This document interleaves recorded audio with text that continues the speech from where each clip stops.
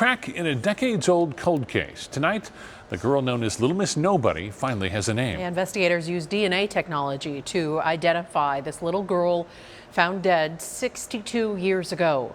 ABC 15's Christine Stanwood shows us how this big break brings some closure and some questions in the case.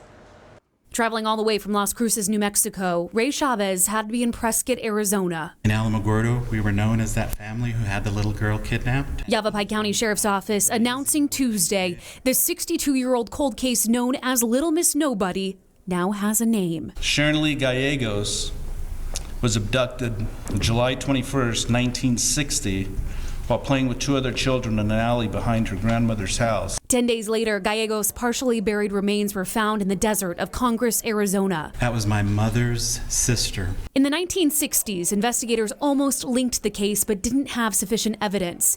But in 2015, a huge break. Gallegos' body was exhumed to obtain a DNA sample. Fast forward to 2021. Othram, a DNA lab based out of Houston, was contacted by the Yavapai County Sheriff's Office to help with the case.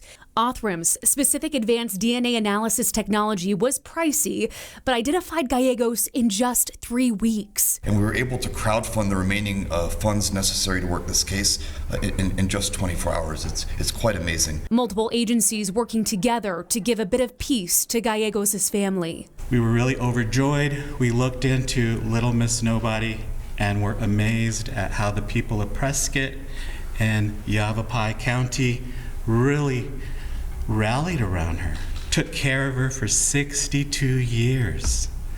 And we as the family want to say thank you. Advanced DNA technology was a huge part of cracking open a big piece of this cold case. But now the next question remains, who kidnapped and killed 4-year-old Sharon Lee Gallegos? We still have work to do in this case. We would still like to identify the people who took her.